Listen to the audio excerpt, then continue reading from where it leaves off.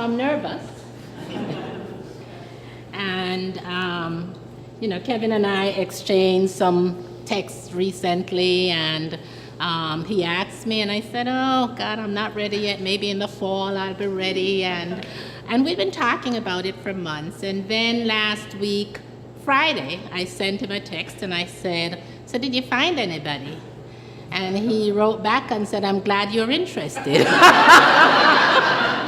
That really wasn't the reason. I just wanted to know who the tellers were. And then I didn't hear anything, and I'm out on my walk on Dixwell Avenue, and I get a call from Karen. And she said, oh, I got a text from Kevin that you're interested. I'm like, I was just curious about whether or not you found it. So here I am. So I wrote some notes because I was trying to think about what my story would be. And I've attended all the sessions, and Babs and Eric Clemens did the first session, and that gave me the idea that, because I kept saying to Kevin, well, I don't have a story. He said, everybody has a story. And when Babs spoke that night, she actually decided to talk about a section of her story, and I thought, okay, so that's manageable. And then I came one night, and Orlando was here, and he talked about the influence of his grandfather, and I thought, okay, that's really good. So I've been certainly getting some ideas, and so here I am. I recently retired from Macy's central office, and prior to that had worked as a social worker in several places. I'll tell you a little bit about my story growing up in Jamaica, and then my influence, who really is my mother. She's 95 years old. She lives with me. I contemplated bringing her. She's very agile, very aware, but I wasn't sure how much of her story she wanted me to share, and you'll understand that later on. My parents had 3 children, and my father immigrated to the United States in the mid-50s when I was a baby, so I actually didn't know him. I met him a couple of times when he came to Jamaica to visit, but I didn't know him until I came to the United States in the 70s. And in essence, my mother raised us. She raised all 3 of us as a single parent. She was a teacher, and life was pretty hard from my perspective, because she just struggled to raise the 3 of us and provide for us. And I had an opinion of him, because who deserts their children? Who leaves and goes to another country, goes to the United States and leaves the children in Jamaica, an island with a woman to care? But my mother never spoke ill of him. She just never had anything unkind to say about him.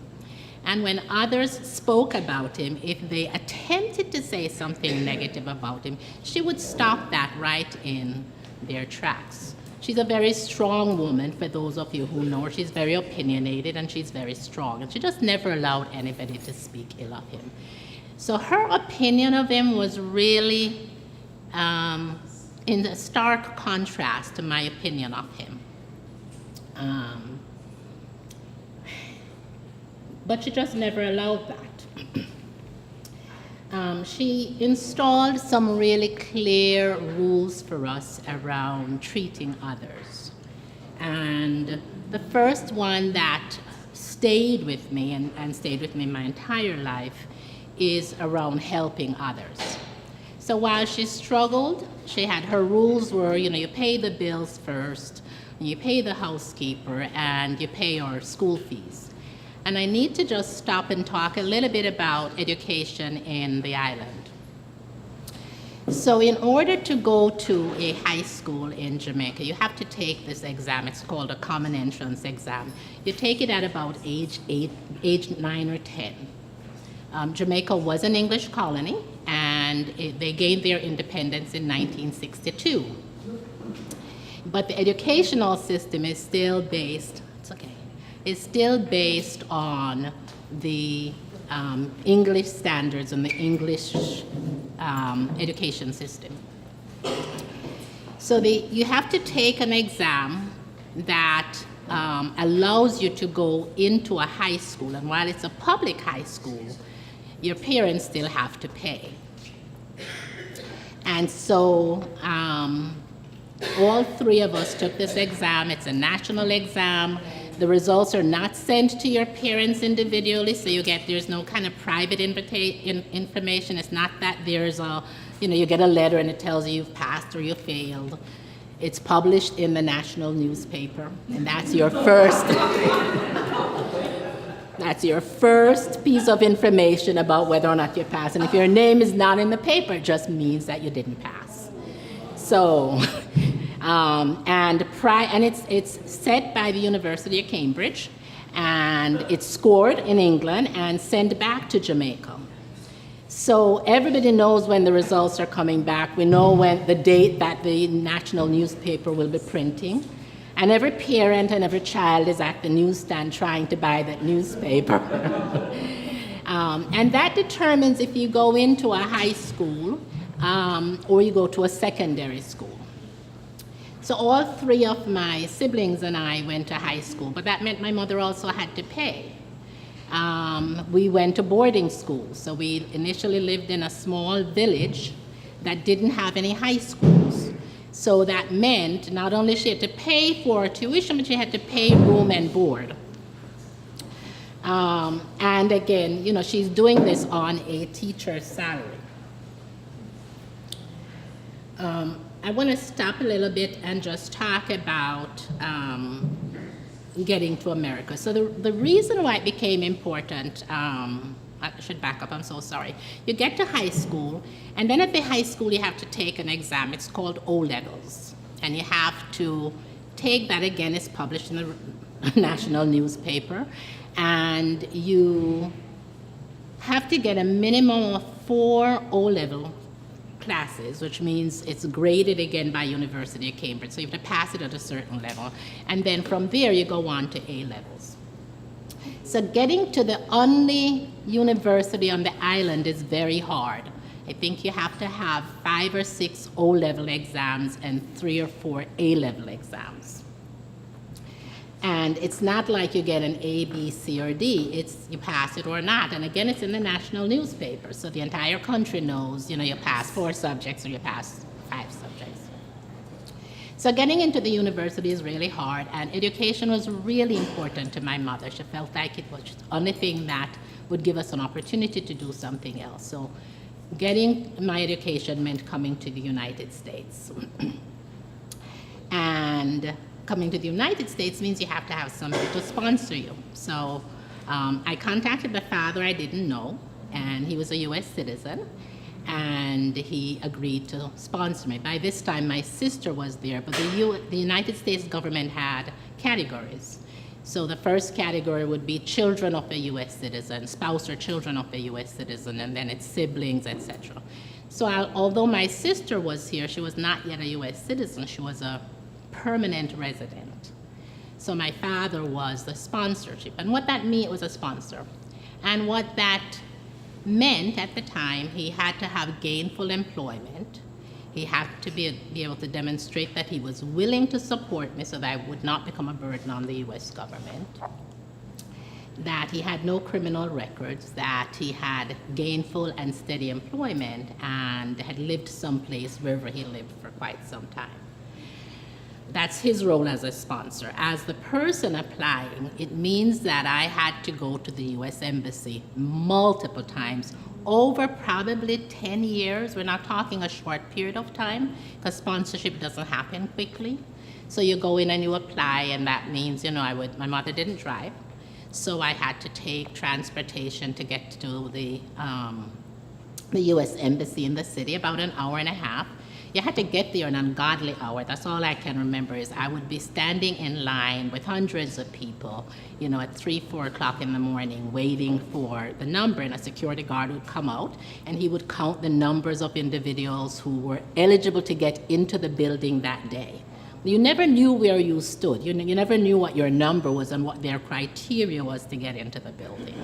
And then, so you start your application process, and they would require some other information. You'd have to go back and go through this process over and over and over several years. So it's not an easy process at all.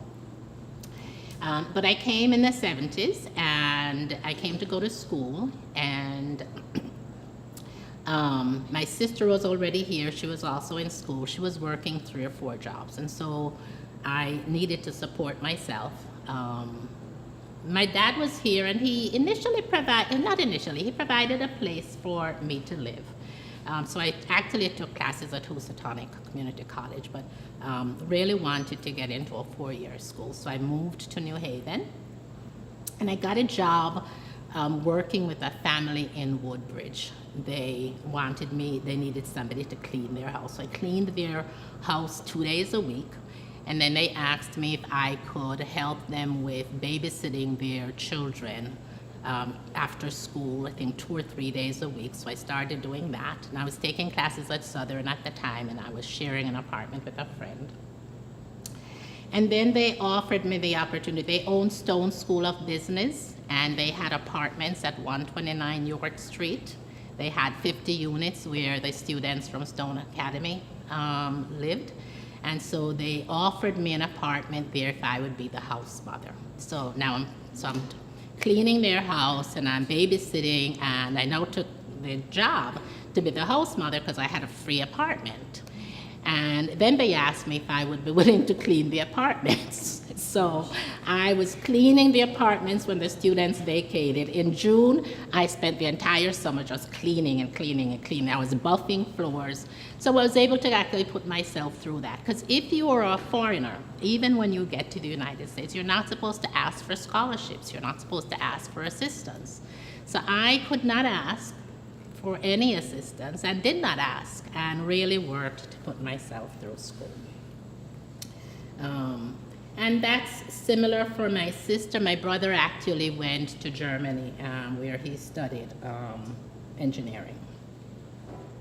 So I want to kind of go back a little bit to my mother, who really believed in helping others and taught us about taking risks, being courageous, being kind, being compassionate. My mother worked, as I indicated, and a little bit about the school system. I have to just go back and forth. Somewhere in the 60s, the community and town that I lived in had a huge growth of students. And so the primary school, where by this time my mother was a principal, the primary school had to divide itself into 2 parts, morning session or afternoon session. So your kids either went to school 7:30 to 12:30, or they went to school 12:30 to 5:30. But if you were the teacher or the administrator, you had to cover both sessions. So you were teaching the first set of students the first half of the day. So she just really worked really hard. And as a result, we grew up with housekeepers. My mother had her first housekeeper for 18 years and the second housekeeper for 51 years. And the second housekeeper died unexpectedly 2 years ago. My mother never imagined that, the housekeeper would die before her. So when she died on a Saturday. And she knew she was going on a bus trip to a convention, and so she prepared my mother's meal the Friday night, as she always would, and then she prepared coffee for her in the morning, brought her coffee and gave to her, and then kind of went off on this bus trip. And on the way to the convention, she had a heart attack. People were really worried about my mother's reaction. So we found out here in the United States almost the same time that my mother learned, because nobody wanted to go to the house to tell my mother that she had worked with her for 51 years. So she died that Saturday evening, and I was in Jamaica on Monday by like 10:30. Because I didn't know how my mother was gonna manage without, she's never taken care of the house. She's never done anything. But I shouldn't say that. She's never done anything in the house. She's always worked, and she's always had somebody helping her. So I got there, and when I tell you, she did not know anything. Like I needed to take out the garbage that night, and I said, "So, Ma, what do I do with the garbage?" Well, I don't know. That's, there's we needed to get a faucet needed fixing, and she didn't know the name or number of a plumber. So I went to a friend, a very close friend, and I'll talk about it in a minute, and I was lamenting the loss of Miss Jean, and I was really worried about how my mother would manage, and so I said that to her. I said, I just can't even kind of reconcile how my mother would do, and she said, you know, your mother, I said she was so good to my mother, she was incredibly good to my mother, and she responded by saying, but your mother was really good to her. And what she meant by that was probably about, I don't know, 7 years before that, the housekeeper had developed arthritis, and my mother had decided she could no longer clean, and she could no longer cook, and she could no longer wash, and she could no longer iron. But, you know, so my mother told her to outsource. So she was working full-time for my mother, but all that work was outsourced.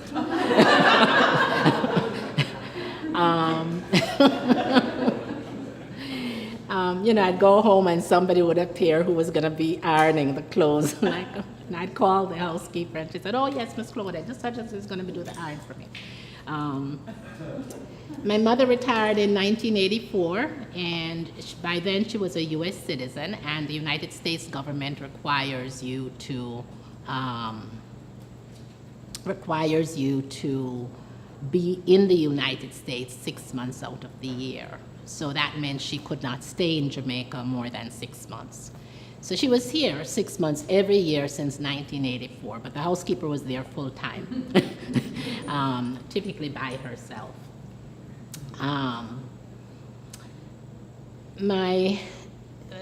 My mother allowed, my older brother is 5 years older than I am.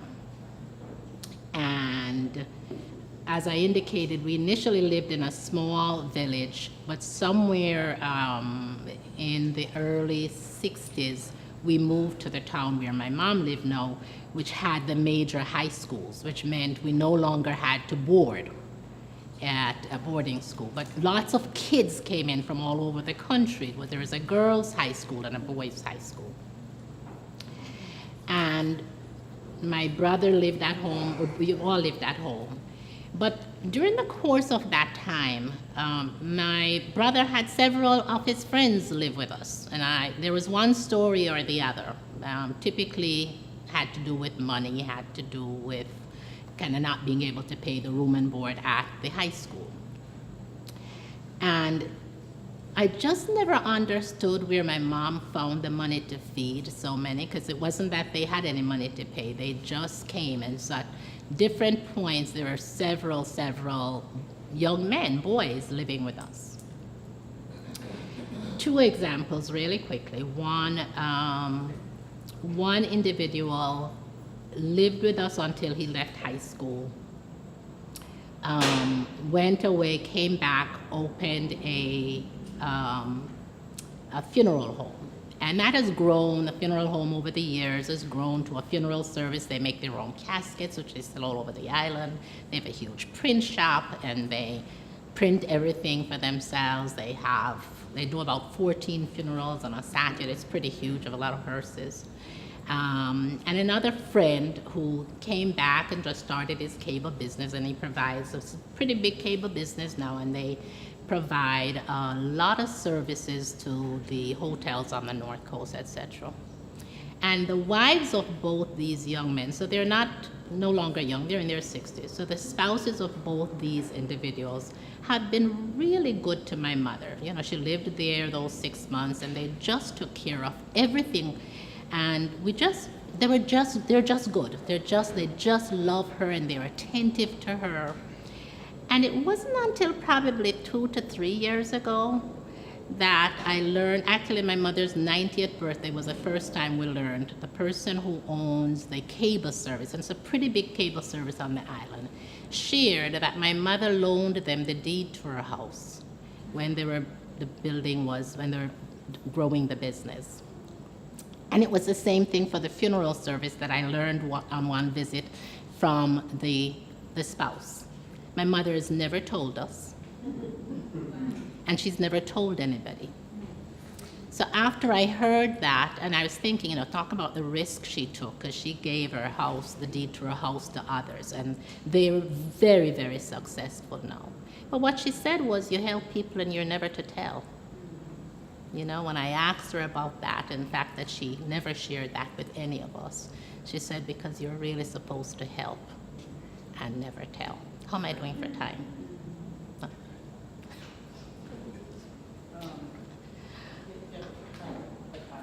Okay, all right, thank you. I learned then around the importance of really taking risks. You never know how things are going to pay out in the long run. She's an incredibly respectful woman, and the housekeeper, when she came to us, so you can imagine, so she worked for my mother for 51 years. She died at 69, so she came to us at, I think, 18. And I was a young teenager, so she was just a few years older. But my mother insisted that we call her Miss Jean, that we were not allowed to use her first name because she was older than us. I would hear stories all the time from my friends about their housekeepers, whether it was that they were lazy or they had stolen something and they were fired and they got a new one. Nobody, by the way, had a housekeeper for 51 years. But my mother's philosophy was, we, first of all, could never, ever say that she stole anything. If anything was missing, we could ask her, and if she didn't know where it was, that was the end of the story. And I remember kind of having this argument. There was something that was missing, and I just believed at the time that she took it, and I was trying to argue with my mom about that. And I was a teenager, and I remember her saying to me, well, that if she took it, that meant she needed it. And it was the end of the conversation. It was the end of the conversation. So she just never allowed us to kind of do, we had to call her by her, we weren't allowed to wake her if she was taking a nap. If she was taking a nap, my mother said that meant she needed to rest. And so we weren't allowed to wake her. And people came to my house constantly. They came to the gate to ask for help, whether it was around help with uniforms, money or for food or whatever. And so my mother never turned anybody away. She just always helped. And I don't think she ever knew their stories, but I will just two quick stories, quick things, is on Mother's Day recently, my son came up to take both my mom and I out. And we were driving, we were in Hamden, and there was a young man standing by the light, and he had a sign, hungry and homeless. And I was trying to find some money in my pocketbook to give him, but the light changed, and I didn't get a chance to do that. So my son said to me, so Mom, you're still doing that? I said, yeah, I still do that. And he said, well, I don't do that because I don't know if they're really, if they're gonna use it to buy drugs or something, and I only help those who are helping themselves. So my mom turned to him and said, well, what business is that of yours? And so he kind of said, yes, Grandma, and he just asked her kind of what she meant. She said, it's not your business what he does with the money. It's none of your business. And she said, I've never asked anybody if they needed help. She said, if I don't have it, I don't have it. But it's really not your business. And it was a reminder to me about the importance of helping others, and what they do with that is between them and God. It's never, ever between me and them. And the last quick thing is I went home, I think 3 years ago, and there was a little teddy bear sitting in the living room with a little card on it. It was a little silly thing. But the card just kind of say, thank you for writing me all the time. It meant so much to me. And so when I asked my mom about that, it was a young man whose parents she knew, and he was apparently carrying drugs from Jamaica to England, and he was caught, and he was tried and sentenced and imprisoned in England for 10 years. And what I didn't know was that my mother wrote him every month for the 10 years he was in prison.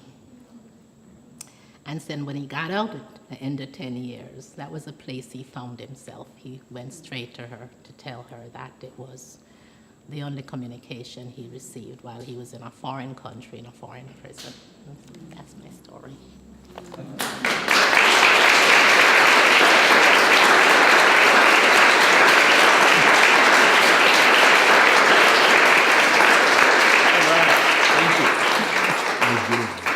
you. See, didn't she do great?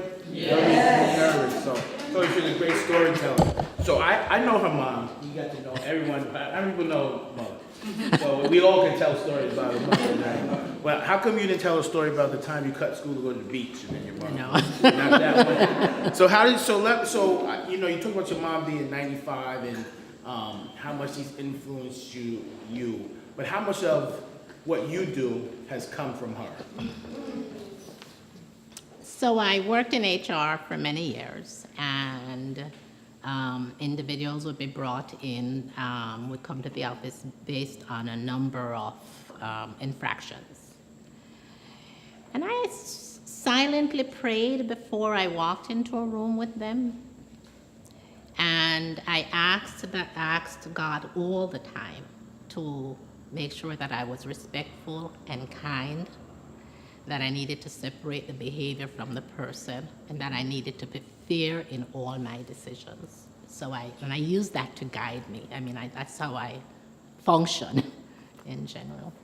So if I could mention, the first time I sat in one of those meetings with Claudette, it was terrible. It was a Friday afternoon, and this employee was being separated from their employment.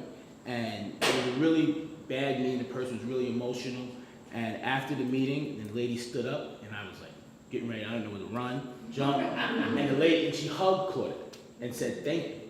And what we realized was that it's a level of respect in which she treated those employees, and you can see it all the time. So, we have any, we ready to take some questions? Anybody have any questions for Claudette? Yes. You were saying how much time it took for you to, to get here and get you going back and forth. But and your father had a citizenship, your sister didn't. So how did she come here? Was she sponsored by anyone? So when you first get approved by the U.S. government, you don't get a citizenship. You actually get what's called a green card. And that's your permanent residence. So my sister was here. She had gotten her green card through my father. And so she was a permanent resident, but you're not allowed to sponsor somebody if you're a permanent resident. You're only allowed to sponsor if you're a U.S. citizen. And by the way, just a little bit of the story going back to my dad. My dad had applied for the green card for him and my mom, and they had gone through the process for 15 years. And just at the time that it got approved, my mom got accepted into college and wouldn't come to the United States. So. And then we